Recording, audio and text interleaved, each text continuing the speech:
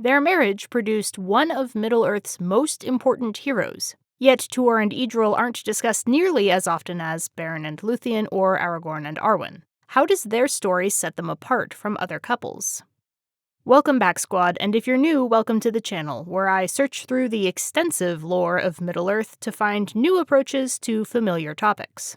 Today I'm continuing my series on Middle-earth romances between characters from different peoples. I've already discussed Thingol and Melian, Andreth and Aignor, and Beren and Luthien. So that brings us to my personal favorite couple, Tuor and Idril. Unlike the cases we've discussed in the past, the romance of Tuor and Idril is not recounted as a story in itself. Rather, it is a part of the Fall of Gondolin. Along with the stories of Beren and Luthien and the children of Húrin, the Fall of Gondolin is one of the so-called three great tales that form the heart of the Silmarillion. It was also the first one of these to be written down in a form that survives to this day. The earliest draft was written around 1917 while Tolkien was recovering after the Battle of the Somme. You can see some of his experiences reflected in this early text, which describes the invading forces of Morgoth as decidedly mechanical, and gives a detailed account of the defense, evacuation, and finally the ruin of the once beautiful city.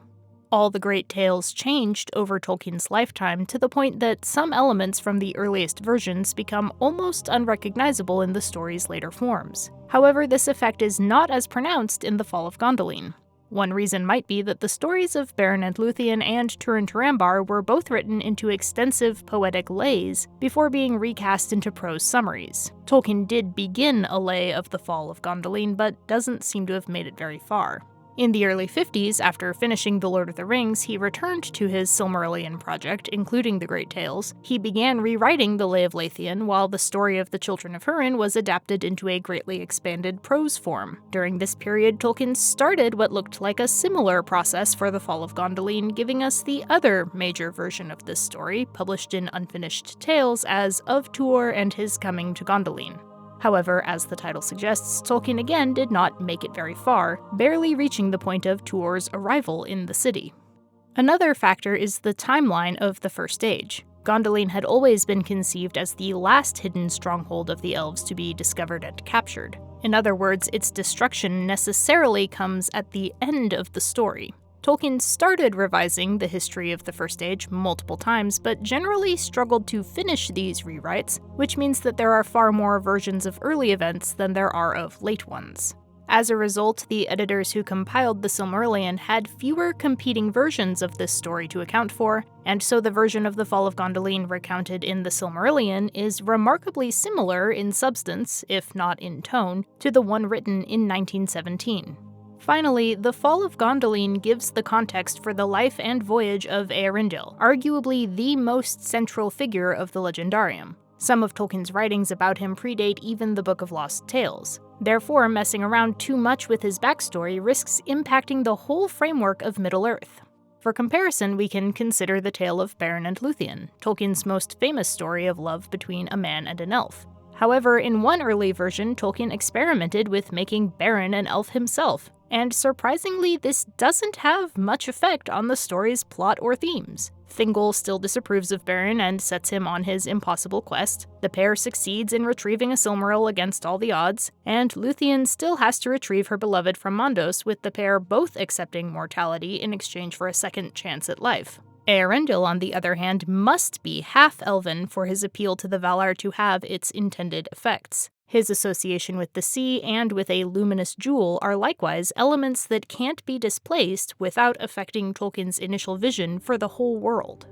The chain of events that leads to Tuor and Idril's marriage and Eärendil's birth starts with the story of Gondolin itself. After the establishment of the siege of Angband, Ulmo sends a dream to Turgon and Finrod, warning each that the siege will not last forever and urging them to construct secret strongholds. Turgon builds the city of Gondolin and leads his people there from his earlier holdings in Nevrest. Ulmo offers Turgon one last instruction before he leaves, saying that if Gondolin should be in danger, even from Nevrest one shall come to warn thee, and from him beyond ruin and fire hope shall be born for elves and men. Leave therefore in this house arms and a sword, that in years to come he may find them, and thus shalt thou know him and not be deceived.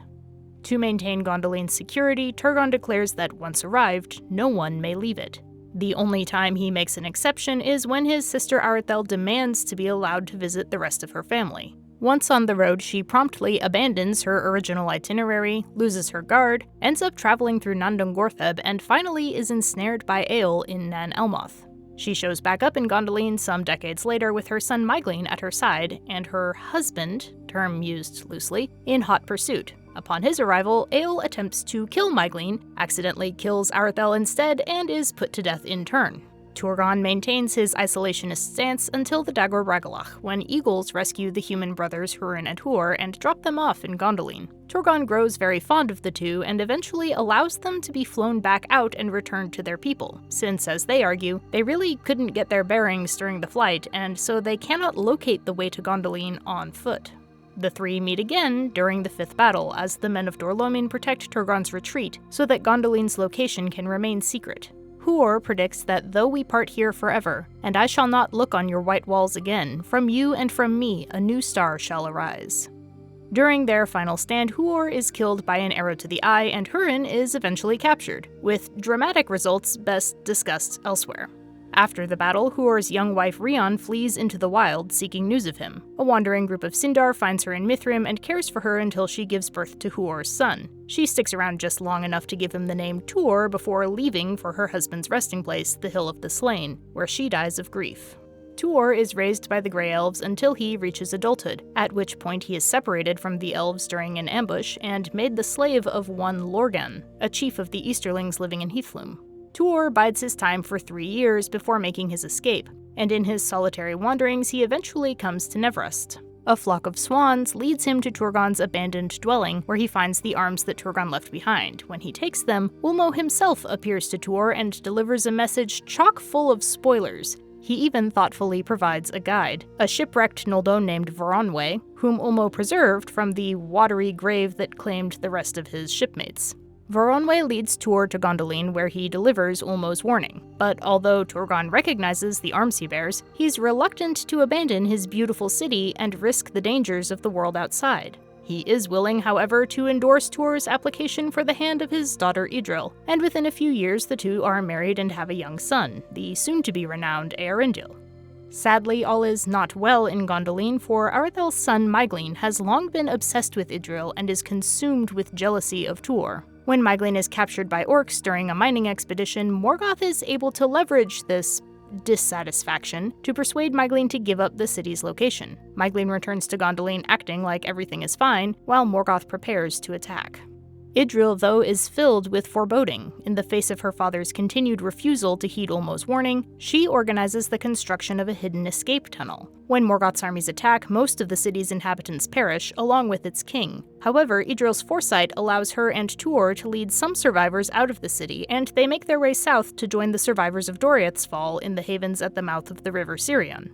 This may be the end of Gondolin, but it's not the end for Tuor and Idril, or for their son. As Tuor ages, he hears the call of the sea more strongly, and he and Idril set sail in a last-ditch effort to find Valinor and plead for the Valar's intervention. They leave behind their grown son Earendil, who marries Beren and Lúthien's granddaughter Elwing. However, he is also consumed with sea longing, and also would really like to see his folks again, so he too undertakes westward voyages. After some notable adventures of their own, Earendil and Elwing do arrive in Valinor bearing a Silmaril, and they are able to convince the Valar to finally take direct action against Morgoth. Earendil carries the Silmaril through the heavens as a sign of hope, while Elwing, it is said, dwells in a tower, from which she can fly to greet him when he returns from his journeys.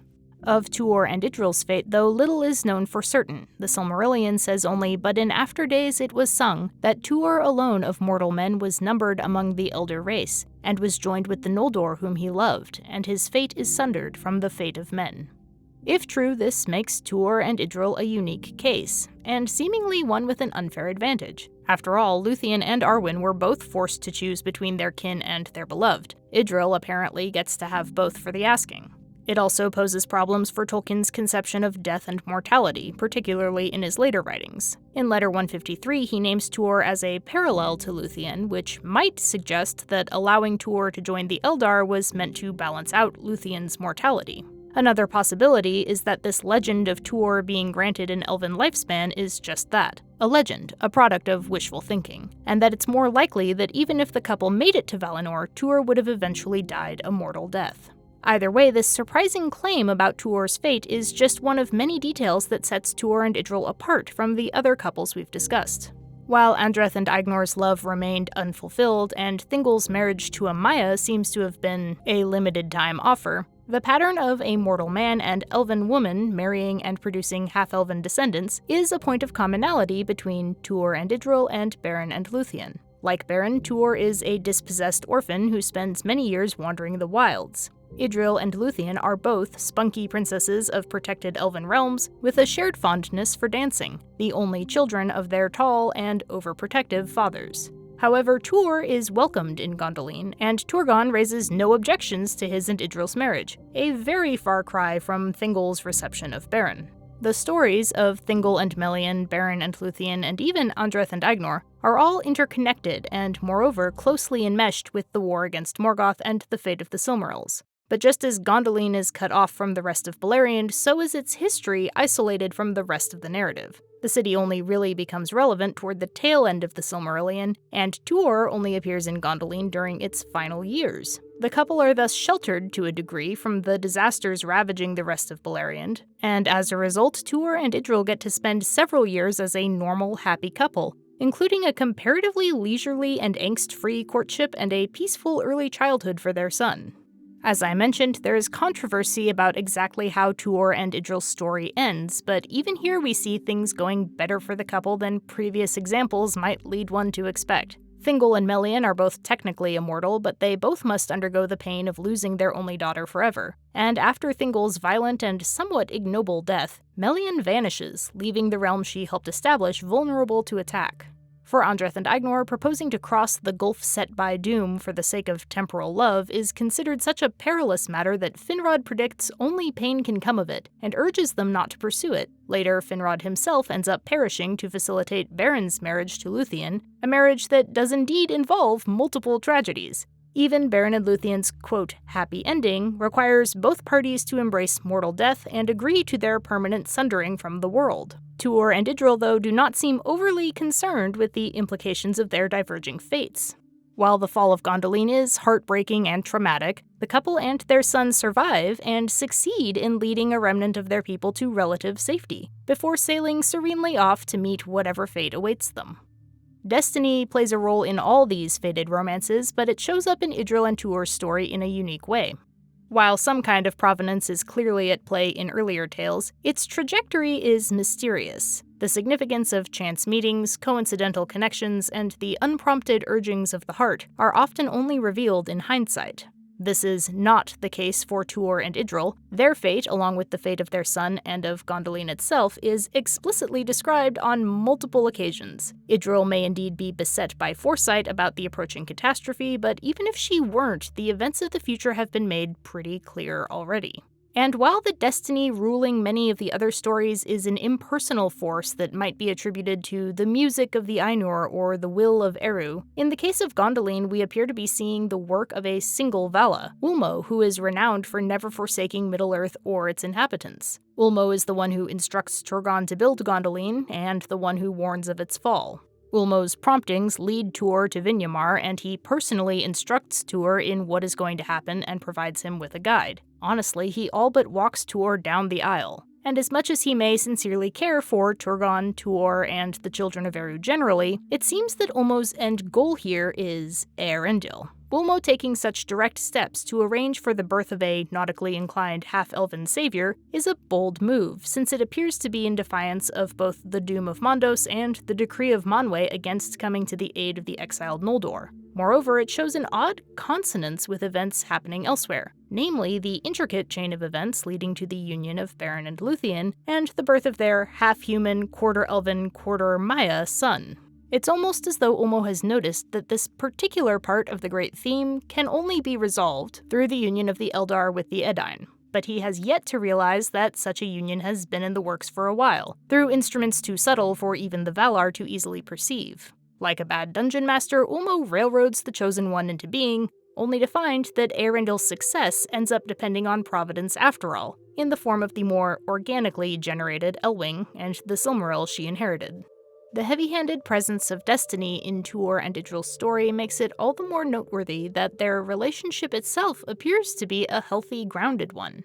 That could be due to the fact that their love is not placed at the center of the tale they appear in. Before the two even meet, they've both had plenty of adventures on their own, allowing them to respect each other as equals from the very start. In Idril's case, we know she's already survived crossing the Helcaraxe, with late notes suggesting that she was among the youngest of the Noldor to do so.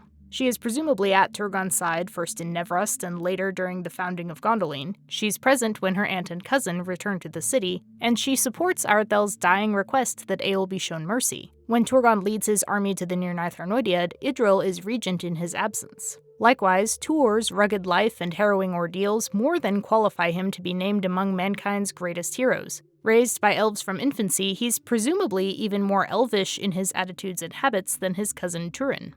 At the same time, Tuor has inherited the fiery courage of the House of Hador. Waiting 3 years for the chance to escape Lorgan shows he possesses both patience and determination, and afterward he survives as a lone renegade for 4 years before undertaking the quest that will eventually lead him to Gondolin. His love of the sea is coupled with a personal relationship with Ulmo himself. Like nearly all of Tolkien's star-crossed lovers, Tuor and Idril begin their relationship with some significant eye contact. Great love, too, had Idril for Tuor, and the strands of her fate were woven with his even from that day when first she gazed upon him from a high window, as he stood a wayworn suppliant before the palace of the king. However, this time the couple's first meeting doesn't end with anyone standing frozen in place for uncounted years, or giving their beloved a new nickname and chasing them around for a bit before passing out. Ulmo's warning proves to be a more pressing matter than flirtation, and after failing to convince Turgon to heed his words, Tuor spends several years integrating into Gondolinian society, building a house, gathering a household, and discussing the business of ruling the city with its kings and lords. All of which means he and Idril got to interact under relatively normal circumstances. Their relationship begins not with massive stakes and high drama, but during the course of daily life, and it's allowed to unfold at an unhurried pace. Though Turgon and Thingol have their similarities, Turgon is smart enough to recognize and heed some of the workings of fate when he sees them. So high did Tuor stand in the favor of the king that Turgon did not refuse him even the hand of his daughter, for though he would not heed the bidding of Ulmo, he perceived that the fate of the Noldor was wound with the one whom Ulmo had sent, and he did not forget the words that Huor spoke to him. Tuor and Idril's marriage is celebrated with great joy, as is the birth of Earendil. Because Gondolin is still a protected realm, the young family gets several more years of relative peace and stability. As a result, when we see Tuor and Idril working together during the Fall of Gondolin, it's not with the frenzied passion of young lovers, but the mature, trusting bond of an established couple. This doesn't mean that the two don't get any opportunities to dramatically demonstrate their mutual devotion. Tuor gets to rescue his hyper-competent elven wife and holy hybrid son from her creepy stalker cousin by throwing him off the walls, which must have been satisfying. In the accounts included in the Book of Lost Tales, when Idril sees that Tuor is in fact not dead, she is overcome with tears of relief. Meanwhile, Tuor is so incensed that Morgoth and his baddies killed his father-in-law and made his wife cry that he almost charges back into the Flaming City to wreak some personal vengeance on her behalf. But while it's clear that the two are deeply in love, their relationship is not described as a goal in itself. Rather, Tuor and Idril are partners, working together to protect their people and their son. When Idril first suffers doubts about the city's safety, Tuor takes them seriously despite the evidence against them and the difficulty of her proposed solution. As the city crumbles, Idril is understandably pretty distraught, thinking that she's lost both her father and her husband, but she's still able to effectively organize the retreat of the civilians. Meanwhile, Tuor must balance his fears for his wife and child with his loyalty to Turgon and his friendship with the remaining lords of Gondolin. Idril and Tuor both trust the other's ability and judgment, which allows them each to focus on the tasks in front of them, secure in the knowledge that somewhere their spouse is doing the same. The final demonstration of this attitude of partnership is in the choices they make when Tuor feels old age approaching. Very often the drama around elven-human romance centers on the human partner's inevitable death. But yet again, we see that Tuor and Idril buck that trend. It seems that either of the possible fates awaiting them is one they're particularly well-suited to face.